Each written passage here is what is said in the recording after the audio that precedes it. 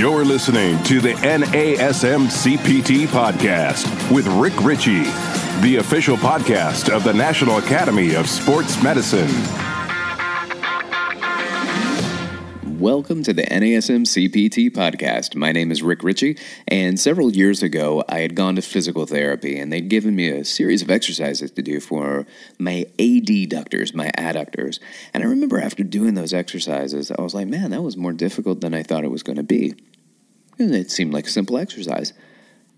Then over the next week, bro, my adductors were killing me. We didn't do a lot, but clearly there was weakness in the adductors. And I remember going back to PT. And my physical therapist, Pete, I said, Pete, what's up, man? Like, I did these exercises, and it crushed me. We can't do that again. That was so bad. And he looked at me and he goes, you know what? There's only one thing that we can do. And I said, what? He said, do it again. And I was like, what? That doesn't make any sense. But he had a good point. And the point is based off of what I want to talk about today. I want to talk about general adaptation syndrome.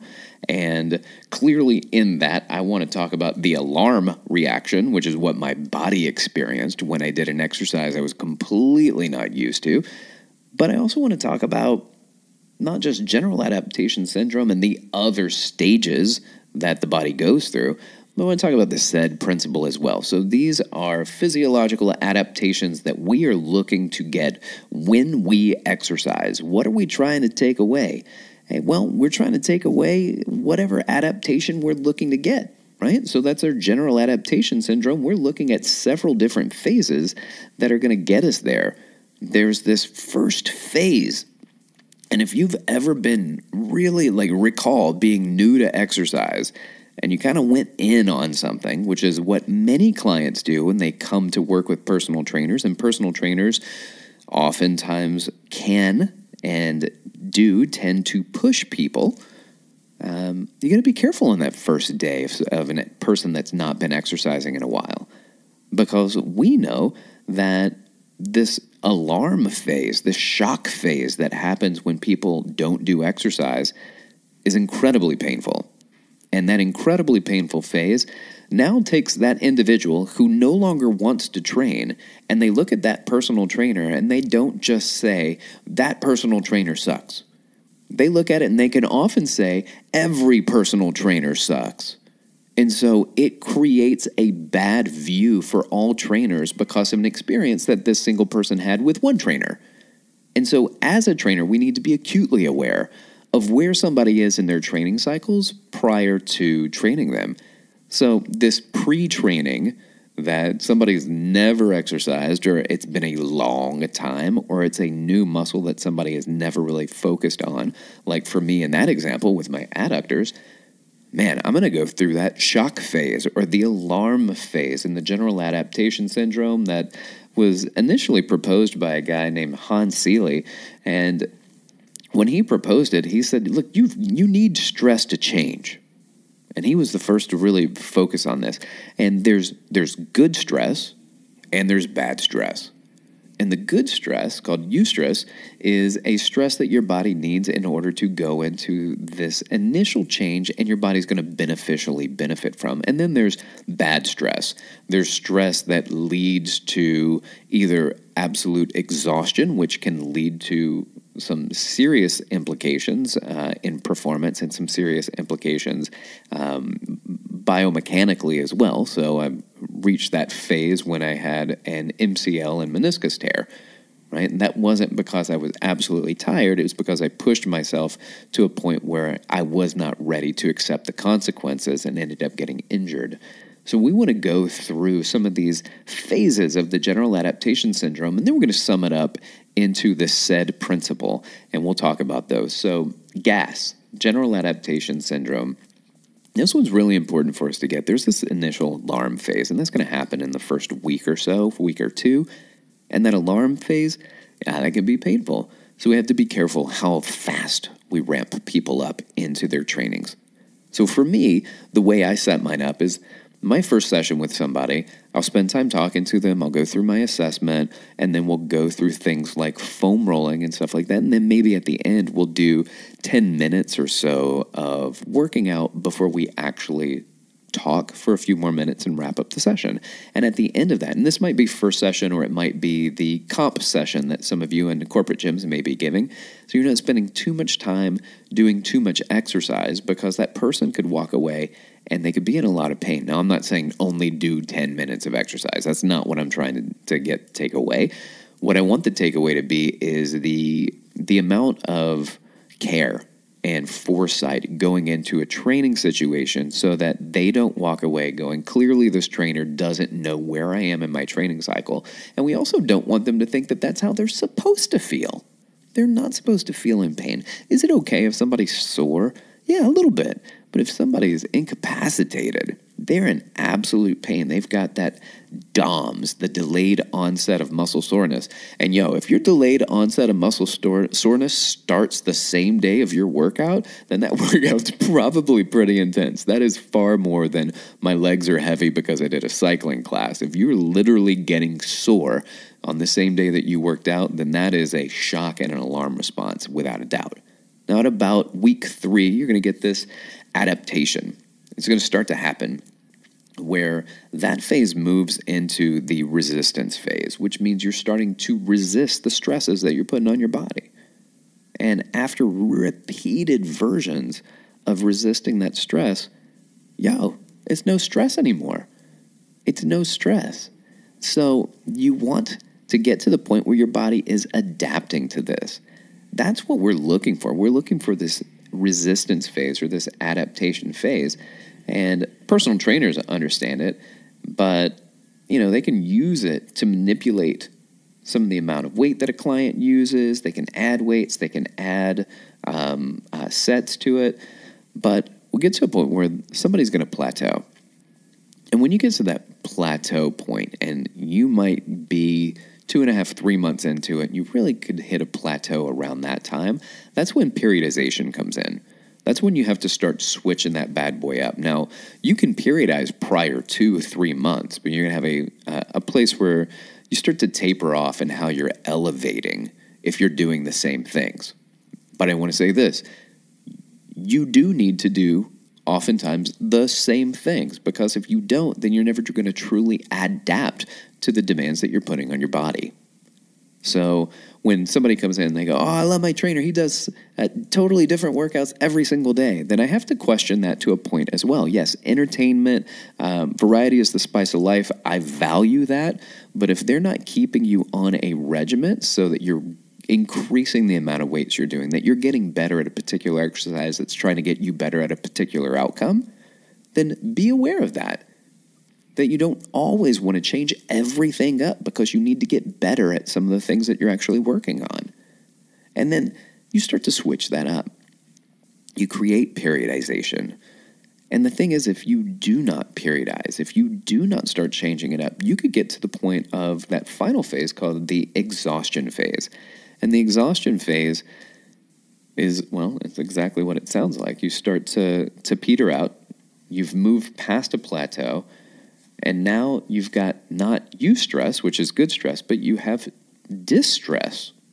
And it's a stressor that's kind of too much for the system to handle. And that can cause injuries, things like stress fractures, muscle strains, joint pain, and let's give credit to this, it can create emotional fatigue as well. And we want to be very aware that we're not fatiguing emotionally, we're not fatiguing neurologically, and we're also not overly stressing our bones and our joints and our muscles. That's why periodization is valuable, and that's where the NASM-CPT model is incredibly valuable, because it helps to create that.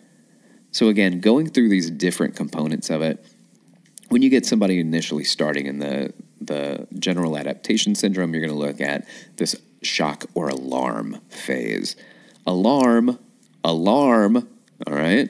And then you're going to go into the resistance or adaptation phase. If you stay there for too long, you're going to plateau, which is why you need to go through progressions, adding a little bit of weight, changing your sets up, changing your reps up, Because otherwise, if you don't do that, if you don't periodize, then all you're going to get is what you already have.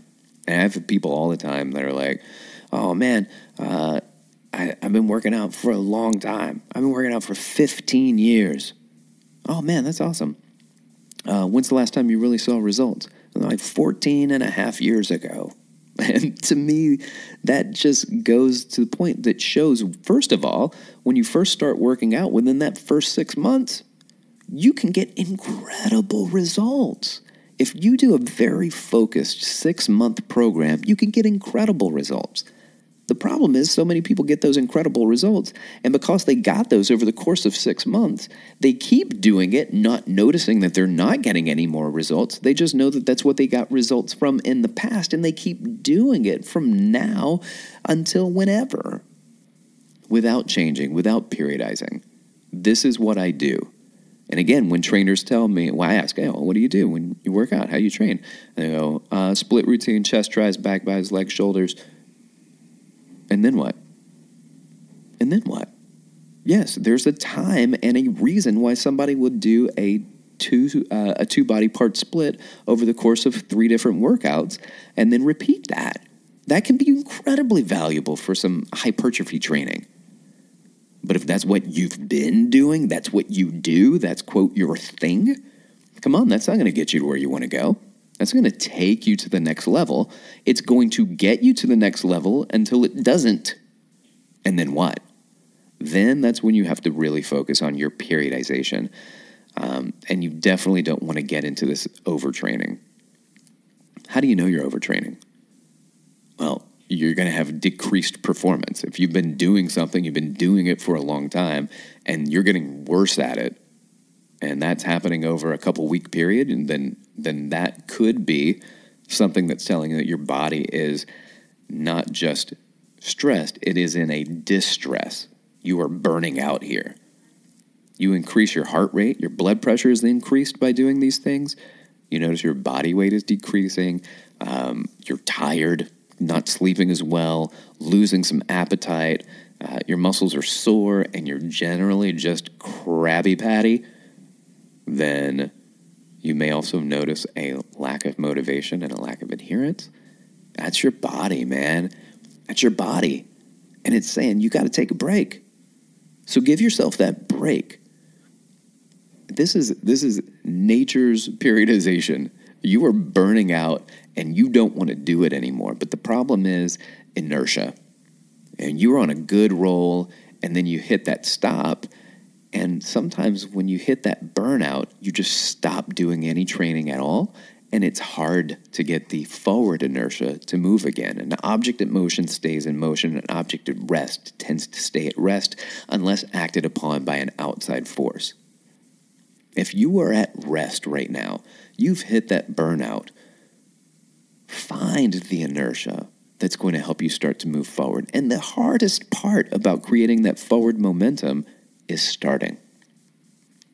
That's the hard part. And then, of course, what happens? Well, if you've taken too much time off, guess what? Alarm phase, shock response. And you're going to go, oh man, I'm so far gone. I just don't want to do it anymore. You know better. Your clients know better, y'all. You're the outside force. You're the trainer. You're the outside force for inertia. Unless acted upon by an outside force. Be the forward momentum for people. Be the person that supports that change. Don't hurt them trying to get them to a better place. Help them get to a better place and motivate them and support them to do that.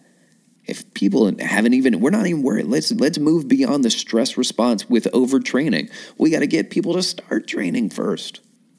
And in their minds, that alarm phase is overtraining. Yes, you've hit them a little too hard. Back off of it. Apologize. We don't want to have that type of feeling. That was too much too soon. Let's back you up. Let's go a little slower. Because the goal of our workouts, or whatever their outcomes are, the goal of the workout should not be to be sore. Should rarely ever be on the list, being sore. The goal of it is to help somebody, whatever the goals are. They want to lose weight. They want to increase mobility. They want to increase their functionality, to move, function, have freedom, And that's what my friend Pete McCall always says. Oh, fitness is freedom. You want to have freedom. And fitness helps to provide that. And trust me, you lose your fitness, you realize the freedoms that you lose. So how do we help this kind of stress response? Well, what we look at is something very specifically. It is a subcategory of the general adaptation syndrome called the SAID principle, SAID. That stands for Specific Adaptations to Impose Demands, and it states that the body's specifically going to adapt to the type of demand placed on it. So if you lift heavy weights, that person is going to get stronger at lifting heavy weights. If you lift lighter weights, and you lift lighter weights for high repetitions, you're going to get really good at lifting light weights for high repetitions. If you practice on stabilizing your core, guess what you're going to get really good at? Stabilizing your core. Until what happens? Well, you got to be careful that you're not getting into that exhaustion phase. And that's what happens in the power phase a lot of times. People in sports performance, and they're working at really high levels, working at rapid speeds. And they're focused on these outcomes. If you think about, I'll look at it in light of a track athlete. And they're working at getting faster.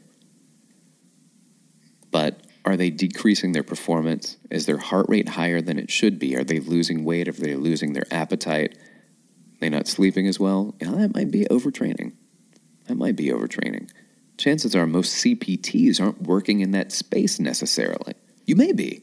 And you may be working with somebody you've been training for a long time, and they can definitely fall into this overtraining system because you've been working with them and you coach them and you train them outside of your training session, so you put things together for them. And sometimes they go all in and they go too far in, and they don't take the breaks. And we have to be careful. We got to schedule those rest days as well, or those recovery days that aren't pushing their bodies like this and aren't pushing themselves physically.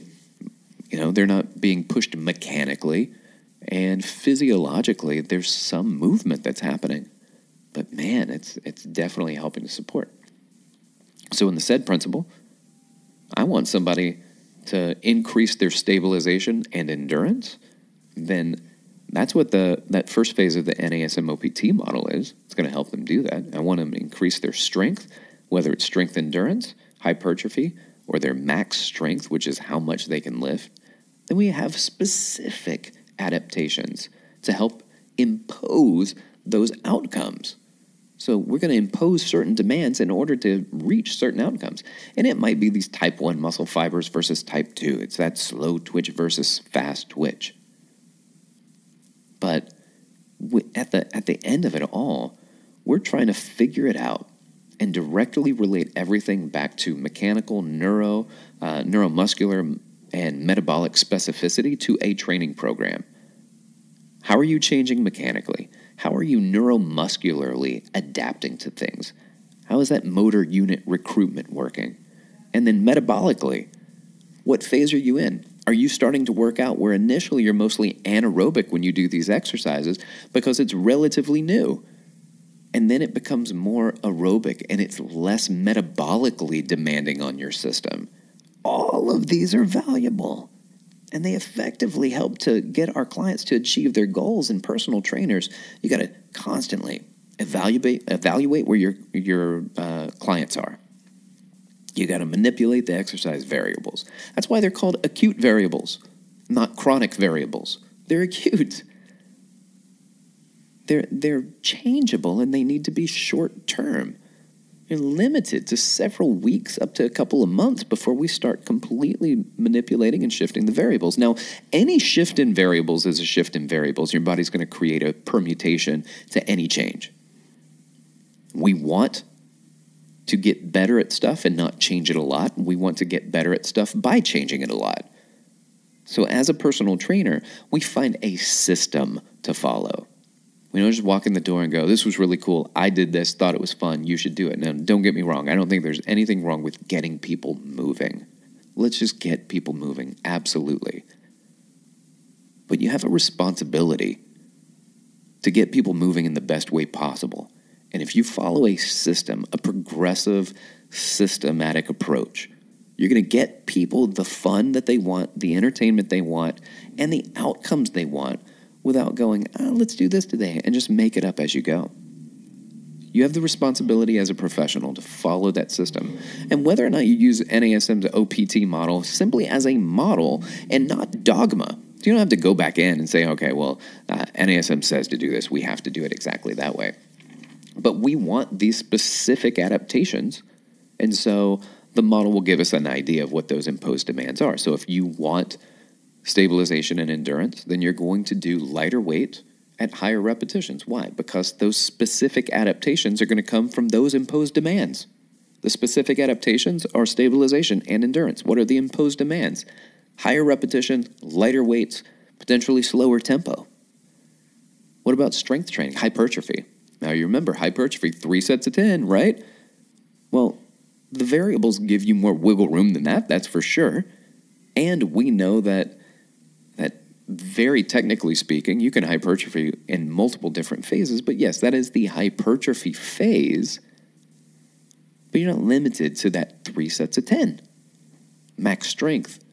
How heavy can you lift? Well, there are a lot of people that do a lot of hypertrophy training, and they're not as strong as max lifters who might be much smaller, simply because the people focus on max strength.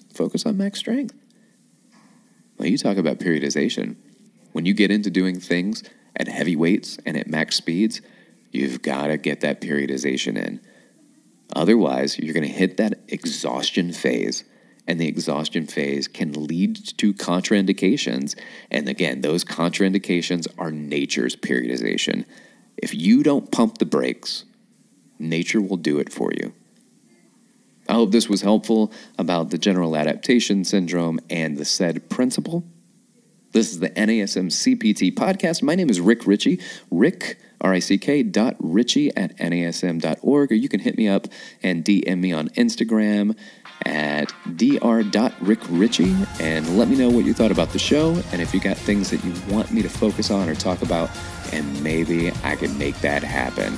Thanks a lot for listening. I'll holler at you soon.